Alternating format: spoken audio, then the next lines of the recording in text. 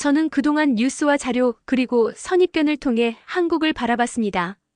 하지만 직접 가서 보고 듣고 느낀 한국은 전혀 다른 나라였습니다. 일본 방송국 후지 테레비 아나운서가 생방송 도중에 충격적인 발언을 했습니다.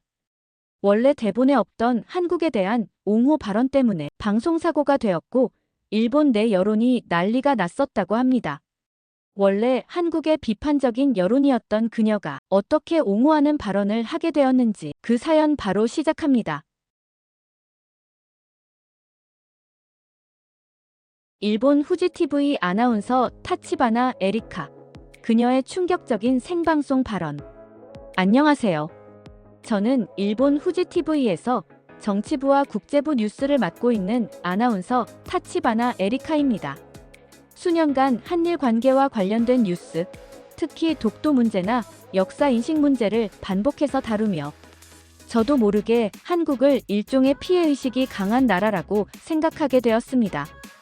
방송이라는 일의 특성상 국익 중심의 논조를 따라야 했고 저는 그런 흐름 속에서 한국의 지속적인 과거사 요구와 외교적 충돌을 집요하다는 시각으로 받아들였습니다. 말하자면 저는 한국을 한 발짝 떨어진 채 특정한 프레임 속에서만 바라보고 있었습니다. 그런 제게도 변화의 조짐이 찾아오기 시작한 건 최근 몇 년 사이 한국 문화 콘텐츠가 세계적으로 엄청난 주목을 받기 시작하면서부터였습니다. BTS와 블랙핑크 같은 K-팝 아티스트들은 세계 무대를 누비고 있었고 넷플릭스에서 본 한국 드라마 오징어 게임은 전 세계적인 돌풍을 일으켰습니다. 심지어 일본 내에서도 한국 영화에 대한 평가가 높아지고 있었고 한국 배우들의 수상 소식이 일본 뉴스에 오르내리는 일이 잦아졌습니다. 처음엔 그저 취재의 일환으로 접하던 한국 문화가 어느새 저 개인의 관심과 호기심을 자극하고 있었던 겁니다. 그러던 어느 날 회사 동료이자 같은 뉴스 부서에서 일하는 아나운서 키무라 요스케에게 말했습니다. 한국에 대해 매번 보도만 했지 정작 한 번도 가본 적은 없어. 실제로 어떤 나라인지 직접 봐야 하지 않을까? 그 순간 키무라는 눈썹을 찌푸리며 말렸습니다. 에리카, 한국에 일본인이 가면 차별당하거나 욕을 들을 수도 있어. 조심해. 분위기 좋지 않을 수 있어. 그의 말은 솔직히 저를 망설이게 했습니다. 아무리 요즘 분위기가 예전만큼 날카롭지 않다고 해도 과거사나 역사 문제에 민감한 나라라는 인식이 있었기에 혹시 내가 일본인이라는 이유만으로 부정적인 경험을 하게 되면 어쩌나 하는 두려움도 들었습니다. 하지만 저는 마음을 다잡았습니다. 내가 아나운서라면 그리고 뉴스를 전하는 사람이라면 직접 보고 듣고 느껴야 한다는 기본으로 돌아가자고 말이죠. 결국 저는 인천행 비행기 티켓을 예매했습니다. 비행기에 탑승할 때까지만 해도 마음 한켠엔 불안함이 가득했습니다. 만약 공항에서부터 싸늘한 시선을 받게 된다면 혹은 길거리에서 일본인이라고 차별을 당하게 된다면 그 순간 어떤 감정을 느끼게 될까? 과연 이 결정이 옳은 선택이었을까? 하지만 동시에 저는 이렇게도 생각했습니다. 만약 내가 지금 가지 않는다면 나는 평생 뉴스 자료와 보고서, 통계만으로 한국을 판단하게 되겠지. 그러한 시선으로는 결코 진짜 한국을 이해할 수 없을 거야. 그래서 저는 결국 비행기에 올랐습니다. 착륙 전 인천국제공항의 풍경이 창밖으로 보일 때까지 제 심장은 긴장과 기대 사이에서 쉼없이 뛰고 있었습니다. 제가 발 딛게 될 진짜 한국은 과연 어떤 모습일까요?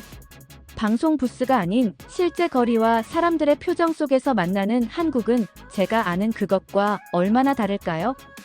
저조차도 그 답을 알지 못한 채 저는 그곳으로 향하고 있었습니다. 한국 도착 그리고 시작된 충격. 인천국제공항에 도착하자마자 저는 말 그대로 깜짝 놀랐습니다. 물론 국제공항이라는 장소 특성상 어느 정도의 현대적 인프라는 예상하고 있었지만 제가 눈으로 직접 마주한 인천공항의 모습은 상상 이상이었습니다. 공항 건물은 거대하고 내부는 넓고 탁 트인 공간으로 설계되어 있어 사람들로 북적이는데도 불편하거나 혼잡하다는 느낌이 전혀 들지 않았습니다. 바닥은 반짝였고 어느 곳 하나 어지럽거나 낡은 기운이 없었습니다.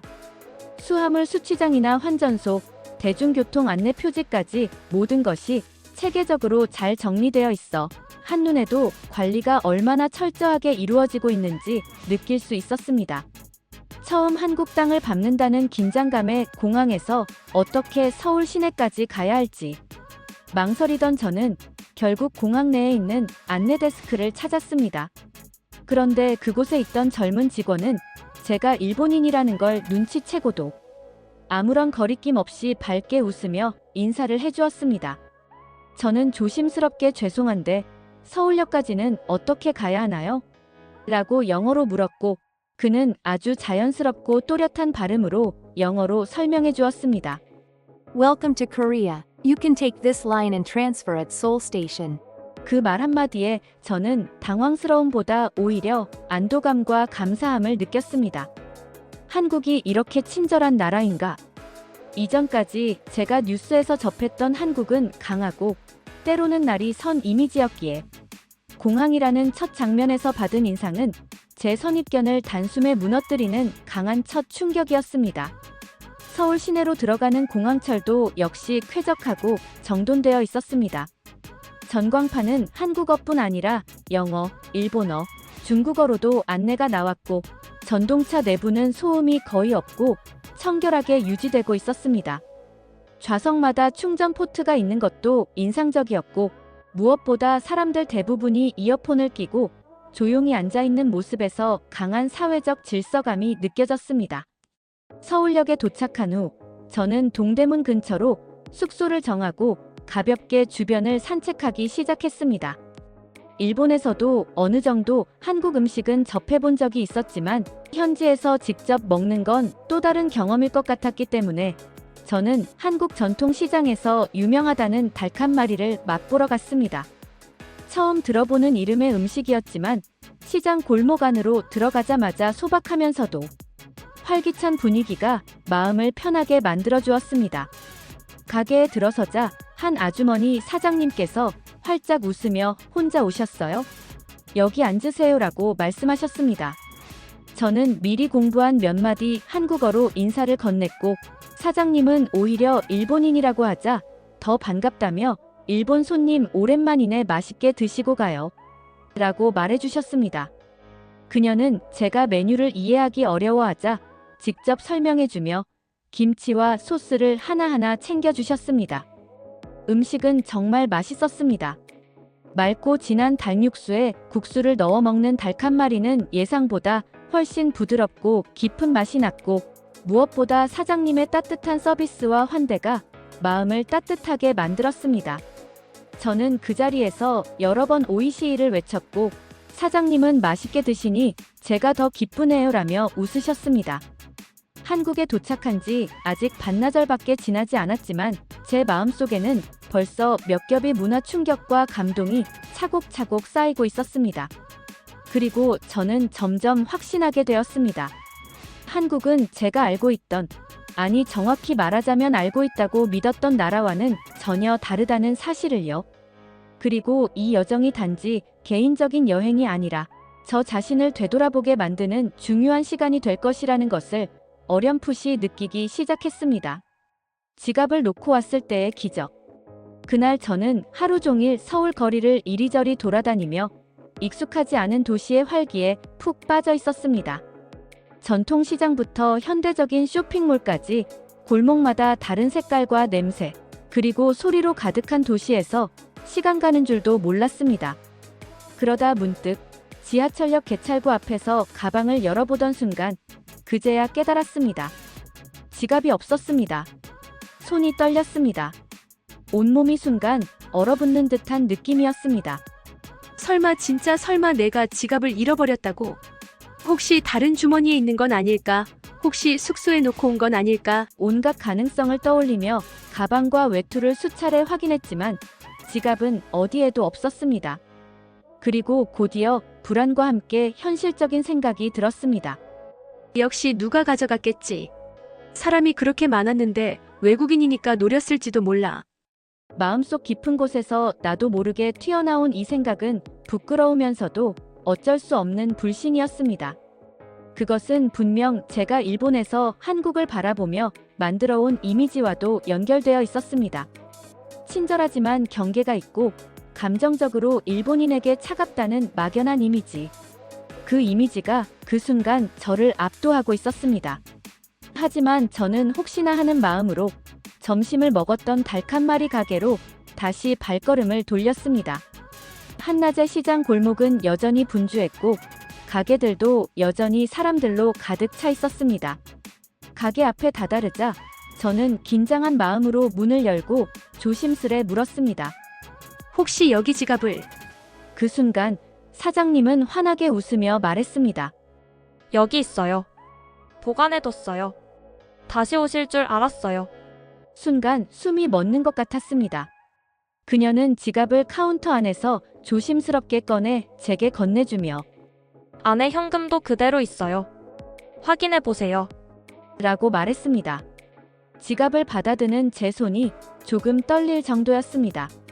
눈물이 날 것 같다는 표현은 과장이 아니라 정말 그때의 제 감정 그대로였습니다. 저는 너무 감사한 마음에 지갑 안에 남아있던 약간의 현금을 꺼내 감사의 표시라도 하고 싶었습니다. 그런데 사장님은 손을 내저으며 조용히 말했습니다. 다이조부 데스.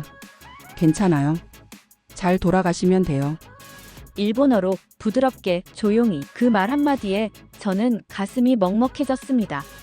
그동안 뉴스와 정치 논평 속에서 듣던 한국은 날이 선, 역사에 예민하고 일본의 차가운 나라였습니다. 그 편견이 제 마음 깊은 곳에까지 뿌리내리고 있었고 저는 그걸 스스로도 인식하지 못한 채 살아왔던 것입니다.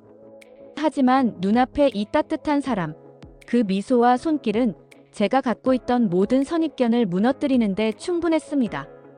저는 사장님께 일본어로 조심스럽게 감사 인사를 드렸습니다. 혼토니 아리가토 고자이마스.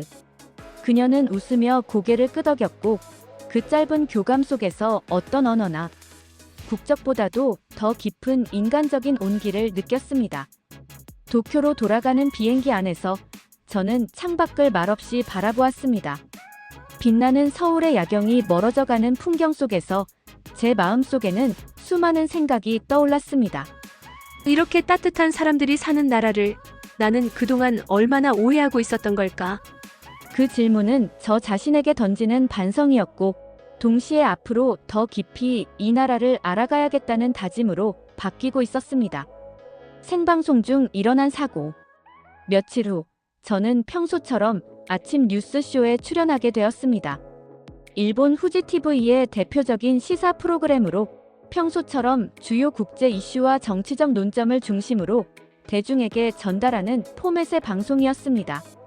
저는 그날도 습관처럼 스튜디오에 들어섰고 리허설과 분장을 마친 뒤 대본을 건네받았습니다. 그리고 익숙한 붉은 표시와 하이라이트 문장을 따라가며 눈으로 스크립트를 훑었습니다. 그날 제가 맡은 파트는 한국 내 반일 정서 심화라는 주제였습니다. 익숙한 흐름이었습니다.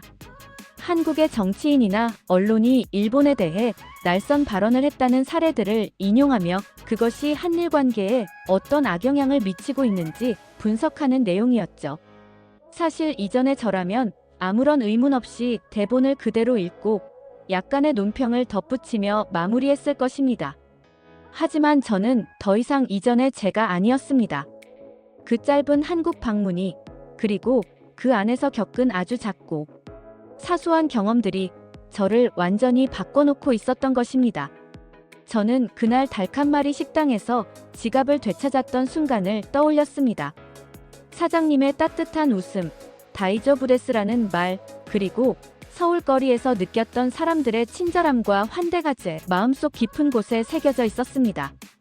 방송 시작 10초 전, 스튜디오에 붉은 온에어 사인이 켜졌고 카메라가 제 쪽을 향해 움직였습니다. 그리고 저는 그 순간 결심했습니다. 대본을 그대로 읽는 대신 제 진심을 말하겠다고요. 사실 저는 최근 한국을 다녀왔습니다. 제 입에서 그 말이 흘러나오자 스튜디오 안의 공기가 달라졌습니다. 프로듀서가 제 쪽을 바라보며 눈을 크게 떴고 옆에서 함께 앉아있던 공동 앵커는 잠시 멈칫하더니 제 원고를 슬쩍 들여다보았습니다. 그리고 제가 생각했던 한국은 존재하지 않았습니다. 저는 차분한 목소리로 말을 이어갔습니다. 그들은 따뜻했고 친절했고 일본인인 저에게도 거리낌 없이 미소를 건네주었습니다. 저는 솔직히 놀랐고 한편으론 부끄러웠습니다. 저는 그동안 뉴스와 자료 그리고 선입견을 통해 한국을 바라봤습니다. 하지만 직접 가서 보고 듣고 느낀 한국은 전혀 다른 나라였습니다. 스튜디오는 갑작스러운 침묵에 휩싸였습니다. 카메라맨의 손이 미세하게 떨리는 것이 느껴졌고 제작진 중 한 명이 조용히 마이크 쪽으로 손을 뻗는 모습이 보였습니다. 하지만 저는 멈추지 않았습니다. 언론인으로서 저는 진실을 이야기하고자 합니다. 한국과 일본 사이에는 분명히 해결되지 않은 과거가 존재합니다. 그러나 지금 이 순간에도 한국 사회는 일본인을 적대하는 것이 아니라 인간으로서 따뜻하게 맞아주는 사람들이 존재하고 있습니다. 저는 그 사실을 외면할 수 없습니다. 그 순간 제 심장은 믿기지 않을 만큼 빠르게 뛰고 있었습니다. 제가 지금 말하고 있는 이 발언이 가져올 결과를 모르는 것은 아니었습니다. 정치적 중립을 지켜야 하는 공중파 뉴스에서 그것도 외교적 민감 사안에 대해 대본을 벗어난 발언을 한다는 것이 얼마나 큰 파장을 일으킬 수 있는지 저는 충분히 알고 있었습니다. 하지만 저는 더 이상 제 자신에게 거짓말을 할 수 없었습니다. 그날 제 말은 일본 방송계의 작은 사고로 기록될지도 모릅니다. 하지만 저에게는 그것이 사고가 아니라 처음으로 진실을 말한 순간이었습니다. 진실은 때때로 불편하고 예상치 못한 파장을 일으키기도 합니다. 하지만 저는 그 순간 언론인으로서 마땅히 해야 할 일을 했다고 믿고 있었습니다. 하차, 그리고 복귀. 생방송 직후 제게 내려진 조치는 예상대로였습니다. 방송이 끝나고 스튜디오를 나서기도 전에 데스크에서는 내부 논의가 필요하다며 저를 따로 불렀고 그날 오후 정식으로 프로그램 하차 통보를 받았습니다. 사유는 명확하지 않았습니다. 대본을 이탈했다. 방송의 균형을 해쳤다.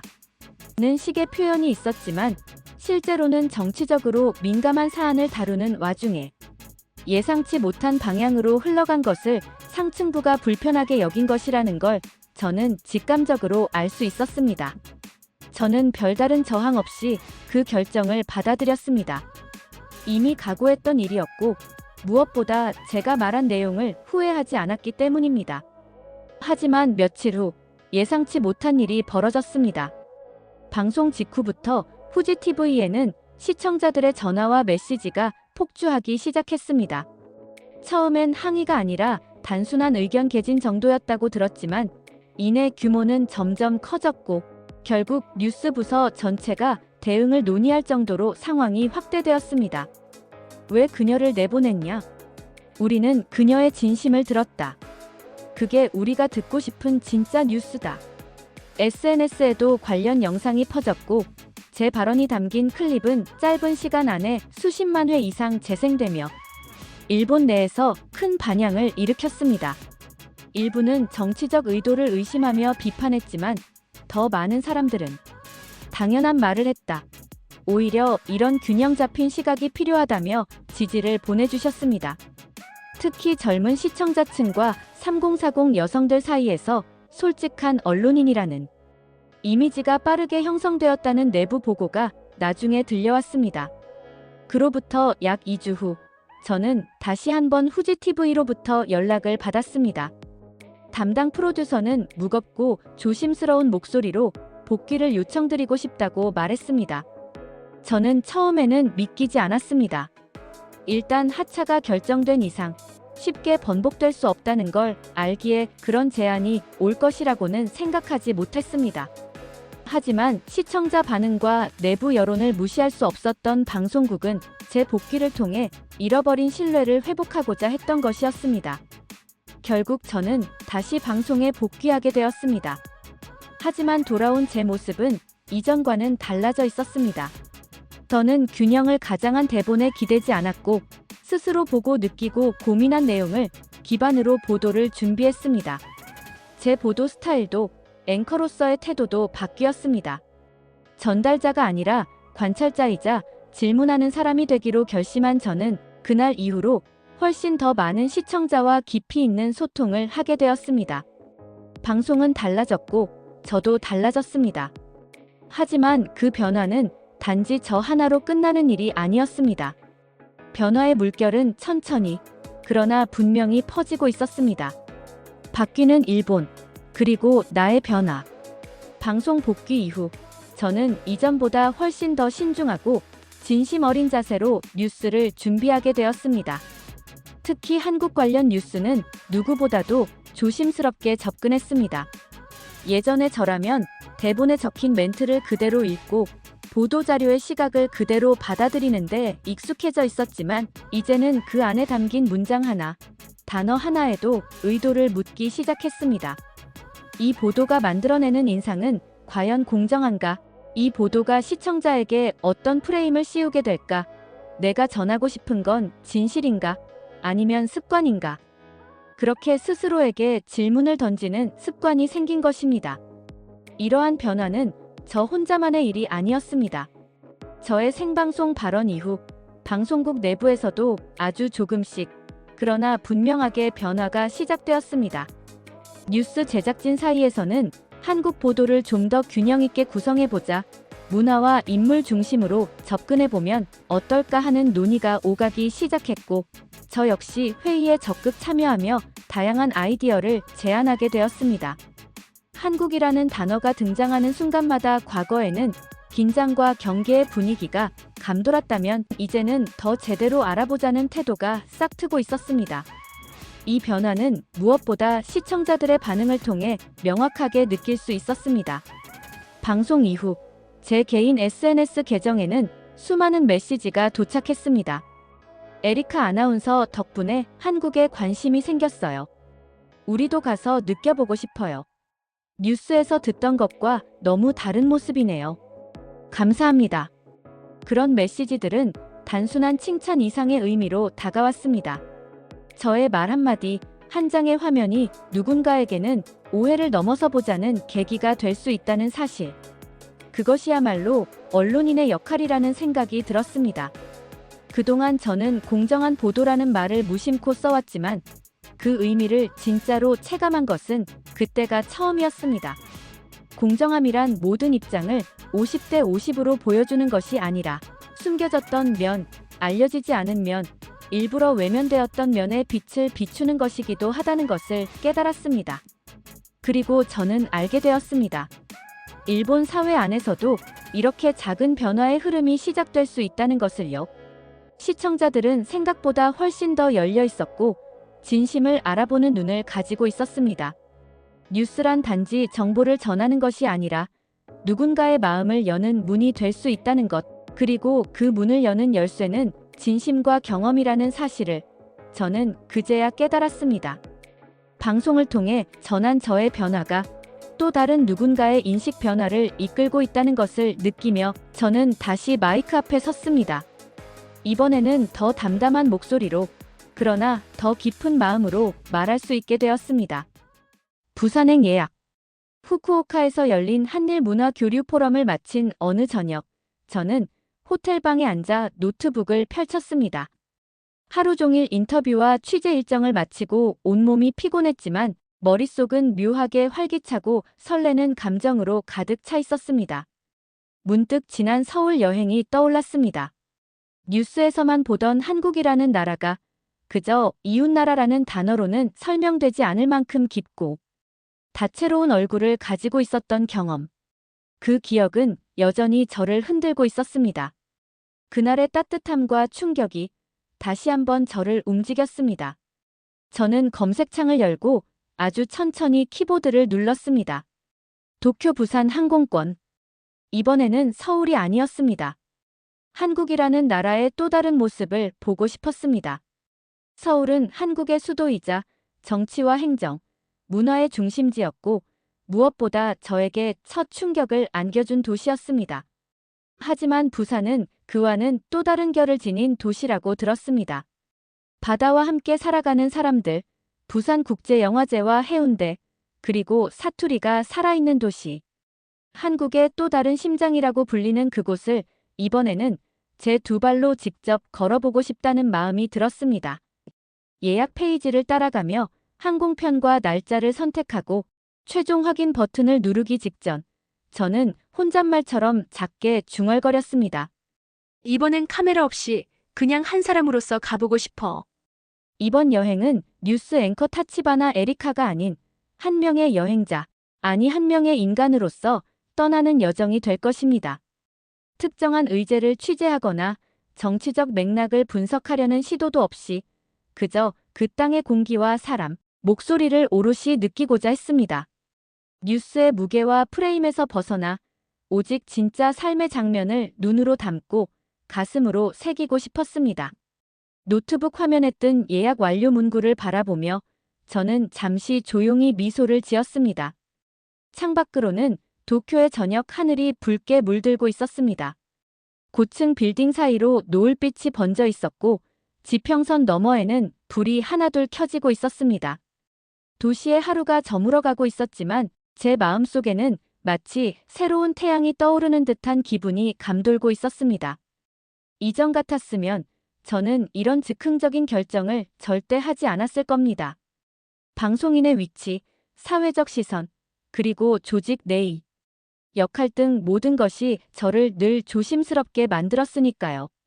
하지만 지금 저는 제 안에서 아주 작은 변화가 실제 행동으로 이어지고 있다는 것을 느끼고 있었습니다. 누가 시킨 것도 아니고 누군가에게 보여주기 위해서도 아니었습니다. 오롯이 저 자신의 선택으로 한국의 또 다른 도시로 향하는 티켓을 예약한 그 순간 저는 제 스스로에게 말없이 고개를 끄덕이고 있었습니다. 그래, 잘했어. 한 사람으로서 또 한 명의 여행자로서. 이 여정은 분명 또 다른 이야기를 품고 있을 것이라는 예감이 이미 제 가슴을 두근거리게 하고 있었습니다. 결론. 서울에서 시작된 짧은 여행은 제 인생의 긴 관점을 완전히 바꾸어 놓았습니다. 처음에는 단지 뉴스의 대상이었던 한국이라는 나라가 어느새 제 마음속에 살아 숨쉬는 사람들의 이야기로 자리 잡게 되었습니다. 편견과 정치적 프레임 속에서 멀게만 느껴졌던 한국은 실제로는 따뜻하고 진실한 사람들이 살아가는 공간이었습니다. 저는 앵커로서의 말이 아니라 한 인간으로서의 시선으로 그것을 보게 되었고 느끼게 되었습니다. 이제 저는 더 이상 한국을 한일 관계의 틀 안에서만 바라보지 않습니다. 그곳엔 삶이 있고 미소가 있고 우리가 진심으로 연결될 수 있는 가능성이 있다는 것을 알게 되었기 때문입니다. 그리고 이 변화는 앞으로도 제가 전하는 이야기 하나하나에 담겨질 것입니다. 오늘의 이야기가 감동을 주었다면 구독 버튼과 좋아요를 눌러주시면 영상 제작에 큰 힘이 됩니다. 추가로 여러분의 생각을 댓글로 나눠주세요. 그리고 더 좋은 이야기로 다시 찾아뵙겠습니다. 지금까지 애국의 맛이었습니다. 끝까지 시청해주셔서 감사합니다.